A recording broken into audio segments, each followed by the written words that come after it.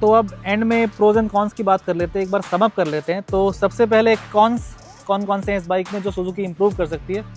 सबसे पहला कॉन जो मुझे लगा है, हाईवे पे जब लॉन्ग टूर पे होते हैं तो इसका इंजन वहाँ पे कैसा परफॉर्म कर रहा था, यानी कि कितनी स्पीड तक ये बाइक कंफर्टेबल फील हो रही थी? मैं बोलूँगा कि इस बाइक को एफर्टलेसली अगर चलाना है तो मैं अराउंड सिटी में कितनी माइलेज इसमें मिल जाती है?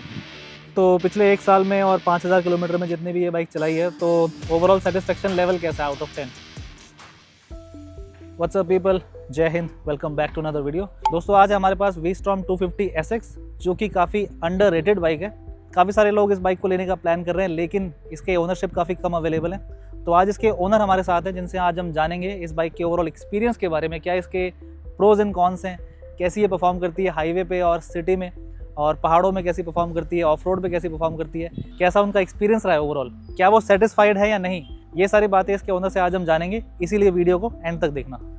तो दोस्तों ये है अभिलाष, जिसकी ये बाइक है। तो 5000 किलोमीटर भाई ने बाइक को चला दिया, तो आज भाई से जानेंगे कैसा भाई का एक्सपीरियंस है। तो अभिलाष भाई, सबसे पहले ये बता कि why this V-Storm 250 SX? Segment में और भी बाइक है एडवेंचर सेगमेंट में, तो उनमें से ये क्यों चूज़ करी? जतिन, इस सेगमेंट में इससे ज़्यादा पॉपुलर बाइक्स एक्चुअली बहुत सारी हैं। जैसे रॉयल एनफील्ड की हिमालयन 450 है, KTM एडवेंचर 390 है, XS और KTM एडवेंचर 250 है। बट मैंने जब इस बाइक को पहली बार राइड करा टेस्ट राइड पे, तो एक तो सुजुकी रिफाइनमेंट में टॉप नॉच है, दूसरी चीज़ है रिलायबिलिटी, वाइब्रेशंस बिल्कुल नहीं है, और बहुत लाइट वेट टूरर है। मतलब कहीं पे अगर गिर जाए मैं अकेले इस बाइक को उठा सकता हूँ। सो आई थिंक ये मेरे लिए बेस्ट चॉइस है। और अगर मैं लुक्स की बात करूँ, सब्जेक्टिव चीज़ है, बट मेरे हिसाब से इस बाइक के लुक्स मुझे बेस्ट लगे, बेस्ट इन सेगमेंट। सो इसीलिए मैंने इस बाइक को चूज़ करा है over other the options. Looks का तो यार मैं भी एग्री करता हूँ कि लुक वाइज तो मुझे भी ये बाइक काफ़ी अच्छी लगती है, चाहे इसको आप किसी भी एंगल से देखो तो लुक वाइज तो बहुत अच्छी है। और कितने की बाइक ये ऑन रोड पड़ी थी आपको? ये बाइक मुझे कॉस्ट करा था 2,42,000 ऑन रोड यूपी, एंड ये कलर मुझे ब्रोशर में ही पसंद आ गया था। सो टेस्ट राइड के टाइम पे तो ये कलर अवेलेबल ही नहीं था, और जैसे ही ये ट्रॉलर से उतर रही थी मुझे पसंद आई, और मैंने बोला कि भाई मुझे कल डिलीवरी चाहिए इस बाइक की। इस तरह की स्टोरी थी इस बाइक की। बट ये कलर सच में बहुत अट्रैक्टिव है, बहुत लुक्रेटिव है, मुझे बहुत अच्छा लगता है ये कलर पर्सनली। तो इस बाइक को लेके कहाँ कहाँ गया अभी तक? इस बाइक को लेके मैं ग्रेटर नोएडा रहता हूँ, तो राजस्थान में मैं जयपुर तक तो नहीं गया हूँ, बट हाँ अलवर तक मैं गया हुआ हूँ इससे। अपार्ट फ्रॉम दैट मैंने अभी 2 महीने पहले गंगोत्री धाम राइड करा है इससे, पूरा गंगोत्री धाम विद निलोंग वैली कवर करके आया हूँ। तो भाई टूर की बात कर रहे हैं, तो हाईवे पे जब लॉन्ग टूर पे होते हैं तो इसका इंजन वहाँ पे कैसा परफॉर्म कर रहा था, यानी कि कितनी स्पीड तक ये बाइक कंफर्टेबल फील हो रही थी? अगर आप हाईवेज पे जाते हैं, जैसे मैं गंगोत्री धाम गया था, सो उत्तराखंड में अभी रास्ते नए बनाए गए हैं। सो ऑलमोस्ट रेस ट्रैक जैसे रास्ते बने हुए हैं। मैंने वहाँ पे भी इसको 100-120 ईजिली क्रूज़ करा है, और किसी तरह की कोई प्रॉब्लम बिल्कुल नहीं आई है। एंड कंटिन्यूस क्रूज़ करके भी अगर आप चलाते हैं कहीं नहीं फंसती है बाइक। और टूर पे या हाईवे पे इसको टॉप स्पीड पे कितना चलाया है? इसको मैंने 152 किलोमीटर्स पर आवर, ये इसकी टॉप स्पीड रही है जो मैंने अब तक चेक करी थी जी। 100-120 पे जब ये बाइक चलती है या फिर 130 जब चलती है, तो उस टाइम पे वाइब्रेशन वगैरह इसकी इंजन की कैसी फील होती है? मैं बताऊं तो 120-130 पे बिल्कुल एफर्टलेस राइडिंग होती है, कोई ऐसा वाइब्रेशन ज़्यादा है नहीं। एंड हल्के फुल्के वाइब्रेशंस आपको फुटपैक पे फील हो सकते हैं, हल्के से बहुत, बट उससे आपकी राइडिंग क्वालिटी में कहीं कोई इम्पैक्ट नहीं है। मतलब वाइब्रेशंस, बजिंग जो है वो फील होती है, लेकिन वो इरिटेट नहीं करती है? इरिटेट नहीं करती है, एंड वो ज़्यादा बजिंग नहीं है, वो बहुत ही बेयर मिनिमम बजिंग है, क्योंकि स्क्रू एंड नट्स तो है ही। तो किसी भी बाइक को अगर आप ज़्यादा तेज़ भगाते हैं, वो स्प्लेंडर हो या FZ हो या V-Storm हो या हिमालयन हो, अगर नट्स में हल्का सा भी वाइब्रेशन टैप होगा तो बज आएगा ही आएगा। सो ये बाइक का नेचर है। तो कितने पे वाइब्रेशन स्टार्ट होती है? आई वुड से वाइब्रेशन नहीं है, हल्का सा बज जो है वो अराउंड 120 के बाद स्टार्ट होता है। बट अगेन जैसा मैंने आपको बताया, मैंने इसको 150 पे भी अगर चलाया है तो भी मेरे को वाइब्रेशंस ने परेशान नहीं करा। और हाई स्पीड पे इसकी जो हाई स्पीड स्टेबिलिटी होती है, स्ट्रेट लाइन स्टेबिलिटी, वो कैसी है हाईवे पे? स्टेबिलिटी इसकी बहुत अच्छी है, एंड आई वुड से कि इसका हैंडल बार चेंज कराने के बाद इसकी स्टेबिलिटी इंप्रूव हुई है। जो स्टॉक में जो हैंडल बार था उस पे कैसी थी? स्टॉक हैंडल बार पे भी स्टेबल फील होती थी अगर मैं सीट पे बैठ के ही चला रहा हूँ, बट अगर मुझे इसको प्रॉपर टूरर बनाना है तो मुझे इसको हर सिचुएशन के लिए रेडी करना पड़ेगा। मुझे शायद सैडल करना पड़े, मनूवरिंग करना पड़े, या फिर मुझे बैठ के ही चलाना पड़े। सो ये हैंडल बार उस केस में बहुत अच्छा है, एंड स्टेबिलिटी बहुत अच्छी है इसकी। तो ये हैंडल बार जो है ये आफ्टर मार्केट बाद में लगवाया है? जी, इसके लगाने से हैंडलिंग में बहुत ज़्यादा फर्क आया। मेरे पास इसका स्टॉक हैंडल बार भी है, अभी भी रखा हुआ है, बट इसका स्टॉक हैंडल बार में वो कॉन्फिडेंस नहीं आ पाता है, स्पेशली वाइल सैडलिंग, क्योंकि सैडलिंग के टाइम पे क्या होता है, आपको हल्का सा लीन करना पड़ता है। अगर मैं आपको दिखाऊं, सो ये मेरी बाइक है, मैं अगर इस पे ऐसे चढ़ रहा हूँ और मुझे सैडल करना है, सो इस चीज़ से इतना लीन पे ये मेरे को कॉन्फिडेंस देता है कि हैंडल टूटेगा नहीं, अगर मैं अपने हाथ को पूरा इस पे प्रेशर से भी रखूँ। तो मतलब कह सकते हैं कि जो स्टॉक हैंडल बार आ रहा है इसका सुजुकी का V-Storm 250 SX का, वो उतना बढ़िया नहीं है? नहीं, वो ठीक है, लेकिन उतना कॉन्फिडेंस उसमें नहीं फील होता। आई वुड से कि वो सिटी के लिए बहुत अच्छा है, बट अगर आप हाईवे पे चला रहे हो या फिर आप पहाड़ों पे जा रहे हो, आपको ये हैंडल बार ट्राई जरूर करना चाहिए फॉर बेटर स्टेबिलिटी। 100%। अच्छा, मैं सीट भी देख रहा हूँ यहाँ पे, सीट मुझे थोड़ी सी इसकी अलग लग रही है, ये स्टॉक सीट तो नहीं लग रही है, तो क्या इसमें कवर है या कुछ, या कम्प्लीटली सीट चेंज है? हाँ, सो मैंने ये सीट के ऊपर एक सुपर HD फोम लगवाया है, उसके ऊपर कवर फिट करवाया है।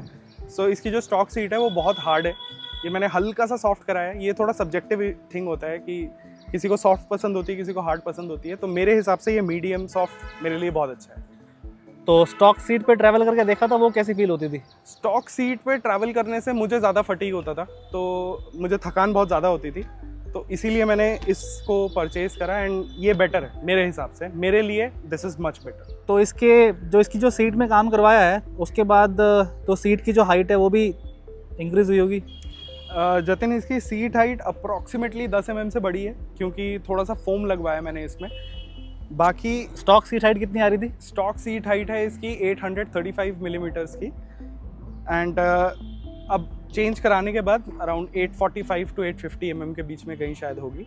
स्टॉक सीट जो आती है उसमें कितनी हाइट वाले राइडर इसको कंफर्टेबली चला सकते हैं? देखिए, मैं आपको ऑनेस्टली बताऊं तो हाइट एक बहुत सब्जेक्टिव चीज़ है, बट मैं आपको बोलूँगा कि 5'6" या 5'7" के ऊपर जितने भी हाइट वाले हैं वो इसको चला सकते हैं। अगर उनको कभी भी आप बाइक ले रहे हो तो आपको शोरूम में जाके एक बार इस पर बैठ के चेक करना है कि आपके टिप टो हो रहे हैं या नहीं हो रहे। अगर हो रहा है तो आप इजीली मैनेज कर सकते हो। आप बाकी अगर उससे कम है हाइट तो वो भी चला सकते हैं, ऐसी बात नहीं है, 5-4 वाले नहीं चला सकते, लेकिन वो डिपेंड करता है स्किल्स के ऊपर ना। देखिए, राइडिंग कम्प्लीटली सब्जेक्टिव चीज़ है। अगर आप में जज्बा है तो बाइक मैटर नहीं करती। अगर यूट्यूब फॉलो करते हैं तो राइडर नोनी हो या स्वाति ओझा हो, हर एक बाइक चला लेता है, कोई दिक्कत नहीं आती। आप में सिर्फ राइडिंग का एक जज्बा चाहिए होता है, स्पार्क चाहिए होता है। अगर मैं बोलूँ तो 4 फुट का बंदा भी इस बाइक को चला सकता है, उसकी स्किल के ऊपर। अगर स्किल है तो बाइक कोई भी चला सकते हो।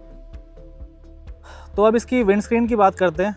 तो विंडस्क्रीन इसकी मुझे लग रहा है कि जो मेरी जितनी हाइट के जो लोग हैं 5'6" वाले, उनके हिसाब से ठीक है, लेकिन लगता है जो टॉल राइडर हैं, जो मैंने जितना देखा है, तो टॉल राइडर्स के लिए सुना है कि इसकी जो विंडस्क्रीन है उससे थोड़ा सा विंड ब्लास्ट मिलता है हाई स्पीड पे। सो जतिन, विंडस्क्रीन एक अगेन ये थोड़ा सा सब्जेक्टिव है। मैंने विंडस्क्रीन के ऊपर काफ़ी सारी वीडियोस देखी थी जिसमें लोगों ने बोला कि इसमें विंड बफेटिंग होती है एंड ऑल। अभी तक मुझे सिटी में तो कोई प्रॉब्लम आई नहीं है, हाईवे पे डिसेंट परफॉर्म करती है।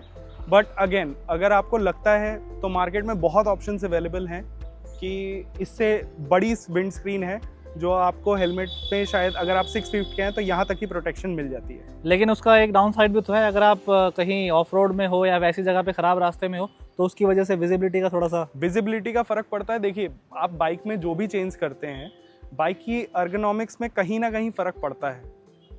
और स्टॉक चीज़ से अगर आप दूसरी चीज़ पे मूव कर रहे हैं, या तो आपकी रिसर्च प्रॉपर होनी चाहिए। अगर कहीं पे भी हल्का सा आपको ग्लिच लग रहा है, पहले आप दुकानदार से पूछिए, क्योंकि विंड स्क्रीन आपकी सिर्फ विजिबिलिटी पे नहीं, बहुत चीज़ों में इम्पैक्ट करती है। सो एरोडायनेमिक्स पे भी फर्क पड़ता है। बिल्कुल, एरोडायनेमिक्स पे फ़र्क पड़ता है। एंड मेरे हिसाब से स्टॉक विंडशील्ड अच्छी है, बट अगेन आपको शायद अच्छी नहीं भी लग सकती है, डिपेंड करता है। अगर आपको लगता है नहीं अच्छी है तो मार्केट में जाके आप रिप्लेस करा सकते हैं। और मैं यहाँ पे देख रहा हूँ कि ये जो मैडॉक की ऑक्स लाइट्स लगवा रखी हैं, तो इसका मतलब ये है कि इसकी जो स्टॉक हेडलाइट आ रही है वो इनफ नहीं है टूरिंग के टाइम पे ना। इसकी स्टॉक हेडलाइट अगर ना होती तो बेटर होता, क्योंकि ये स्टॉक हेडलाइट किसी काम नहीं आती। वैसे ये इसके साथ क्या आजकल मार्केट में मोस्टली जो बाइक्स आ रही हैं सबके साथ सेम सीन है कि लाइट्स कंपनीज अच्छी नहीं दे पा रही। हाँ। और वो कंपनीज की भी गलती नहीं है, वो नॉर्म्स कुछ ऐसे हैं गवर्नमेंट ने government के, नॉर्म्स ही हाँ। ऐसे बना रखे हैं, करेक्ट। सो ये स्टॉक हेडलाइट बिल्कुल अच्छी नहीं है। आपको अगर आप वी-स्टॉर्म परचेज कर रहे हो तो आपको एक ऑक्सिलरी लाइट लेनी ही पड़ेगी, लगवानी ही पड़ेगी अगर नाइट में बाई चांस अगर ट्रैवल कर रहे हो तो। बिल्कुल। और अगर आप लगवा रहे हो सो रिसर्च करके जो आपकी राइडिंग को सूट करती है। अगर आप पहाड़ों पे राइड करते हो सो लो शॉट राइडिंग के हिसाब से this is a good ox light, mad dog alpha. अगर आप सिटी राइड करते हो तो आप स्काउट एक्स ले सकते हो। बहुत सारी ऑक्स लाइट्स है मार्केट में, आप रिसर्च करके अपनी चूज कर सकते ये जो मैड डॉग की अल्फा है ये कितने की पड़ी थी? हो। ये मुझे एग्जैक्ट प्राइस अगेन याद नहीं है, अराउंड 21 to 22,000। जिसमें कि इसकी वायरिंग हार्नेस और जो स्विचेस हैं वो सारी जी हाँ, उन सबको मिला के ना। सो मैड डॉग में जस्ट आपका मैड डॉग की लाइट्स फिट करने का चार्ज अराउंड 1800 to 2000 लेते हैं, ठीक है। अपार्ट फ्रॉम दैट ये स्विच है, ये एक प्रो स्विच है जो अभी लॉन्च हुआ था कंपनी में, तो मैंने यही स्विच लगवाया जिसमें इंटेंसिटी कंट्रोल हो जाता है। ओके, सो इंटेंसिटी कंट्रोल का मतलब होता है कि अगर मैं चाहूँ तो मैं इसकी लाइट को 5 वॉट्स to 40 वॉट्स के बीच में अपने हिसाब से मतलब decide जरूरत के कर सकता हिसाब हूँ। से जो लाइट है उसको कम ज़्यादा कर सकते हैं। हाँ, सो जैसे सिटी में आपको इतनी लाइट्स की जरूरत नहीं पड़ती है। अगर आप ऑक्स जला भी रहे हो तो आप उसको कम इंटेंसिटी पे रख सकते हो। अगर आप पहाड़ों पे जा रहे हो, आपको लग रहा है वाइल्ड लाइफ है वहाँ पे, तो आप हाई इंटेंसिटी पे लाइट को रख के चल सकते हो। तो चलो ये तो टूरिंग से रिलेटेड बातें हो गई। अब सिटी में जब इसको बाइक को राइड करते हैं तो क्या ये हैवी फील होती है या फिर सिटी में ट्रैफिक में फ़िल्टर करना इस पे ईजी है? सिटी में मुझे कभी ऐसा दिक्कत तो नहीं आई अब तक, क्योंकि ये बाइक काफ़ी हल्की है। सेगमेंट में आई थिंक एक्सपल्स से थोड़ी सी भारी होगी, या एक्सपल्स और इसमें थोड़ा ही फ़र्क होगा। एंड अपार्ट फ्रॉम दैट इस बाइक का वेट बहुत इजी टू मैनेज है। अगर आप सिटी में चला रहे हो, पहाड़ों में चला रहे हो, हाईवे पे चला रहे हो, इजी टू मैनेज है। ट्रैफिक में जब होते हैं बिल्कुल सिटी वाला ट्रैफिक होता है, बम्पर टू बम्पर ट्रैफिक, उसमें इसको मनूवर करना कितना ईजी है? इसको मनूवर करना बहुत ही ईजी है।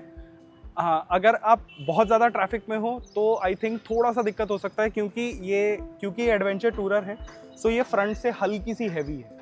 सो अच्छा। अगर आप स्टेडी से इसको पिक कर रहे हो तो इसको लेफ्ट राइट करने में हल्का थोड़ा सा एफर्ट लगता है, थोड़ा सा समझ एफर्ट गया, लगता समझ है, गया। बट अगेन मैनेजेबल है।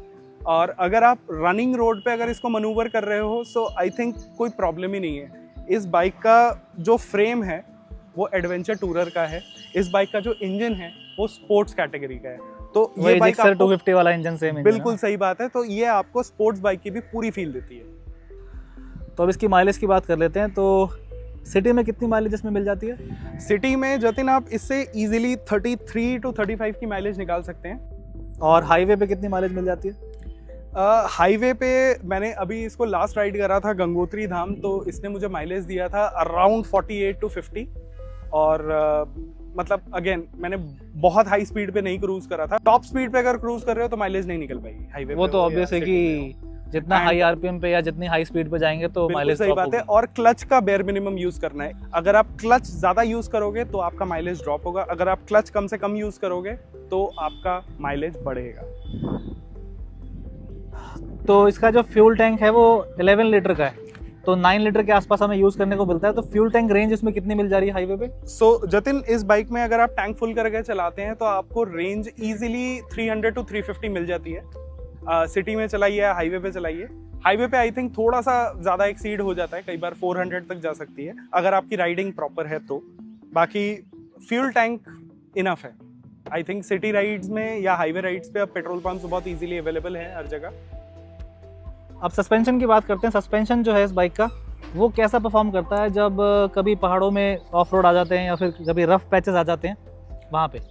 सो आई थिंक रफ पैचेस के लिए ये सस्पेंशन इनफ है। 120 mm इसकी टोटल ट्रैवल है।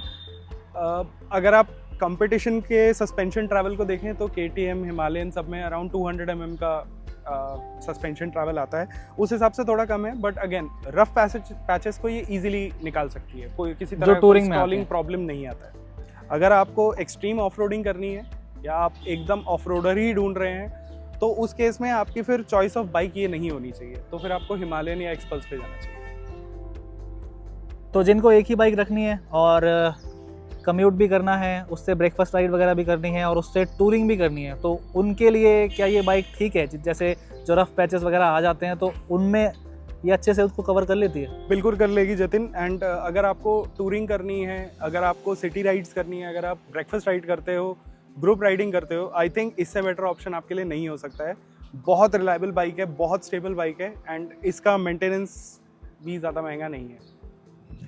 ब्रेकिंग की बात करते हैं, ब्रेकिंग कैसी है इसकी, फ्रंट की और रियर की? सो जतिन, फ्रंट ब्रेक काफ़ी अच्छा है और rear brake I would say average है। रियर ब्रेक पे आप ज़्यादा डिपेंड नहीं कर सकते। फ्रंट ब्रेक आपका 80% काम करता है, 20% रियर ब्रेक। तो हाई स्पीड पे जब इसको राइड करते हैं जैसे कि 120 या और ऊपर, तो उस टाइम पे अगर इसकी हार्ड ब्रेकिंग या इमरजेंसी ब्रेकिंग करनी हो तो उस टाइम पे ब्रेकिंग इसकी काफ़ी इफेक्टिव है हाई स्पीड पे? सो इफेक्टिव है। अगेन 5 to 6 सेकेंड्स ले सकती है ये स्टॉप करने के लिए टोटल, क्योंकि आप पूरा डिस्क ब्रेक अगर एक साथ कर देंगे, क्योंकि ABS है इसमें, तो ब्रेक पूरा एंगेज एक साथ नहीं हो पाएगा। ड्यूल चैनल ABS है? डुअल चैनल ABS है इसमें। सो इसको स्टॉप करने का एक सिंपल तरीका है, अगर आपकी बाइक में ABS है आप ये हैक कर सकते हो ट्राई। सो आप ब्रेक को 3-4 बार लिवर प्रेस करके छोड़ सकते हो। उससे क्या होता है, आपकी बाइक की ब्रेकिंग इंस्टेंट इंप्रूव हो जाती है, क्योंकि लिक्विड में प्रेशर बिल्ड हो जाता है। सो मैं वैसे करके बाइक को स्टॉप कर सकता हूँ। तो ये जो आफ्टर मार्केट मिरर्स लगा रखे हैं, इसका रीज़न क्या है? जो स्टॉक मिरर थे वो अच्छे नहीं थे या फिर क्या है? सो जतिन, स्टॉक मिरर्स इसके काफ़ी अच्छे हैं। आई वुड से कि बाइक्स में मिरर्स की बात करें तो V-Strom के मिरर्स बहुत बेटर हैं।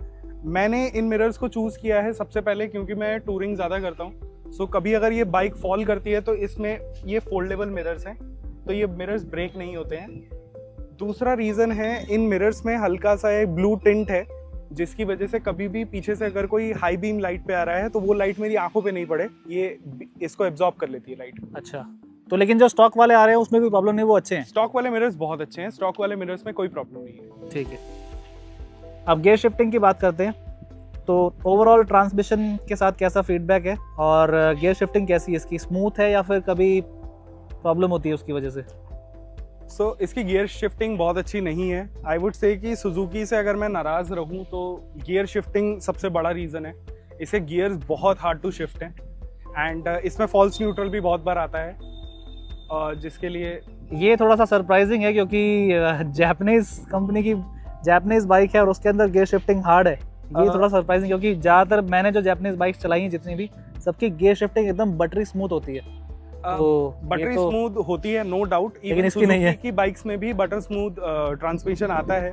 आई वुड से कि V-Strom एक एक्सेप्शन है, और ये सिर्फ मेरी बाइक के साथ नहीं है, मैंने बाकी ओनर्स के साथ भी कंसल्ट कराया है। सो ये इनका एक मैन्युफैक्चरिंग में ही प्रॉब्लम है कि शिफ्टिंग इनकी थोड़ी सी हार्ड है और फॉल्स न्यूट्रल वगैरह हो जाते हैं। फॉल्स न्यूट्रल होता है। कभी ऐसा होता है कि 6th गियर में है या किसी और हायर गियर में एकदम से राइड करते करते एकदम से डाउन शिफ्ट अपने आप हो गया? नहीं, ऐसा नहीं है, ऐसा नहीं हुआ। शिफ्ट्स इसमें हार्ड है। ठीक है। और क्लच की फील कैसी है? मैंने सुना है क्लच भी इसका हार्ड है। इसका clutch I would say hard नहीं, अब तो स्लिप एंड असिस्ट का एक ज़माना आ चुका है, बट सुजुकी अभी भी 1990s में ही जी रहा है। सो इन्होंने नॉर्मल क्लच दिया है। आई वोंट से कि ये बहुत हार्ड क्लच है, बट हाँ, ये स्लिप एंड असिस्ट जितना लाइट नहीं है। अब मेंटेनेंस की बात कर लेते हैं, तो सर्विस का जो कॉस्ट है इसका, पहली और दूसरी सर्विस जो उसकी हुई है, उनका कॉस्ट कितना आ रहा है अभी? इसकी 2 सर्विस मैं अब तक करा चुका हूँ एंड फर्स्ट सर्विस पे मेरा अप्रॉक्स 1200 के आसपास खर्चा हुआ था। सेकंड सर्विस में अराउंड 1800 के आसपास खर्चा हुआ था। तो सर्विस कॉस्ट तो ठीक है, रीजनेबल है। सर्विस कॉस्ट बहुत रीजनेबल है। इवन ये सुजुकी में जो ऑयल यूज़ करते हैं या जो ल्यूब यूज़ करते हैं, चेन क्लीनर यूज़ करते हैं, जिस लेवल की वो सर्विसिंग देते हैं वो बहुत अच्छी है। मतलब सर्विस सेंटर का एक्सपीरियंस भी अच्छा है, काम अच्छे से कर रहे हैं। सर्विस सेंटर का एक्सपीरियंस बहुत अच्छा है, और मैं इस बाइक को ऑलमोस्ट 50 किलोमीटर्स राइड करके जाता हूँ इसको जस्ट सर्विस कराने के लिए। कहाँ पे? Super Suzuki which is in Naraina. So वो दिल्ली NCR का बेस्ट सुजुकी सर्विस सेंटर है। तो वहाँ पे तो जो बड़ी बाइक्स है, हायाबुसा जैसी बाइक्स है, वो भी वहाँ पे आती है, तो वहाँ पे तो सर्विस अच्छी मिलेगी। लेकिन जो उसके अलावा जो नॉर्मल जो सर्विस सेंटर्स है, वहाँ पे कैसा एक्सपीरियंस है? वहाँ पे क्यों नहीं कराई service? So Suzuki mostly India में स्कूटीज में डील करती है। सुजुकी बाइक्स का सेल कम है when you compare it with Avenis या फिर सुजुकी एक्सेस। तो इसीलिए नॉर्मल सर्विस सेंटर में अगर आप जाते हैं तो बाइक सर्विसिंग का उतना अच्छा क्वालिटी नहीं मिलता है। On the other hand super Suzuki में, क्योंकि वो सुपर बाइक सर्विस करते हैं, तो उनका बाइक्स पे सर्विसिंग हैंड बहुत अच्छा है। सो इसीलिए मैं सुपर सुजुकी जाता हूँ। एंड अपार्ट फ्रॉम, मुझे एक चीज़ बहुत अच्छी लगती है कि आपकी बाइक 250 सीसी की हो या आपकी बाइक 1000 सीसी की हो, कोई भेदभाव नहीं है। अच्छा, मतलब स्किल टेक्नीशियन है तो काम अच्छे से बिल्कुल करते हैं। तो अब एंड में प्रोज एंड कॉन्स की बात कर लेते हैं, एक बार सम अप कर लेते हैं। तो सबसे पहले कॉन्स कौन कौन से हैं इस बाइक में जो सुजुकी इंप्रूव कर सकती है? सो सबसे पहला कौन जो मुझे लगा है वो है इसका सस्पेंशन। आई थिंक इसका ट्रैवल थोड़ा सा और ज़्यादा होना चाहिए, एटलीस्ट 200 तक होता तो। बिल्कुल, क्योंकि ये एडवेंचर कैटेगरी की बाइक है तो इसके कैरेक्टर पे थोड़ा ऐड ऑन होता है, ठीक है। एंड अगर आप यहाँ पे आए तो इसमें अभी भी कंपनी नेगेटिव LCD डिस्प्ले देती है, पुराने जमाने वाली। सो ये नेगेटिव LCD डिस्प्ले 2026 में चलना थोड़ा मुश्किल है, बट अगेन मेरा काम चल जाता है, इसलिए मैंने अलग से एक स्क्रीन भी लगवा रखी है सिमटेक की। हाँ, अगर ये इंस्ट्रूमेंट क्लस्टर यहाँ पे अच्छा होता तो ये लगवाने की जरूरत नहीं पड़ती लाइक रॉयल एनफील्ड, बट हाँ अगेन इस पे मेरा सारा कुछ हो जाता है काम, सो इस वजह से मैंने इसको लगाया है। Apart from that I would say कि इसका ट्रांसमिशन बहुत हार्ड है, ट्रांसमिशन पे इन लोगों को काम करने की ज़रूरत है। गियर शिफ्टिंग बहुत ज़्यादा हार्ड है, फॉल्स न्यूट्रल बार बार आता है, अगेन कंपनी में इसकी रिपोर्टिंग जा चुकी है। एंड पिछली बार से इस बार में थोड़ा कम है। फर्स्ट सर्विस जब मैं कराने गया था तो फॉल्स न्यूट्रल नंबर टाइम ज़्यादा थे, इस टाइम कम है, और इन्होंने मेरे को बताया था कि नेक्स्ट सर्विस में ये थोड़ा सा और इम्प्रूव हो जाएगा। So let's see about that. So इसकी जो सीट है वो भी थोड़ी इम्प्रूव हो सकती है, क्योंकि ये एडवेंचर कैटेगरी की बाइक है, तो एज अ राइडर मेरी एक्सपेक्टेशन रहेगी कि ये थोड़ा सा सॉफ्ट रहे, बट कंपनी इसको बहुत हार्ड देती है, सो इस चीज़ पे भी कंपनी को थोड़ा सा काम करना चाहिए। Handle bar I would say कि अगर आप सिटी में राइड करते हैं तो स्टॉक हैंडल बार में आपका काम हो जाना चाहिए, बट अगर आप इसको टूरिंग या मोर देन राइडिंग के लिए यूज़ करना चाहें सो आई वुड से कि आप एक बार अपग्रेड करके ज़रूर ट्राई करिए।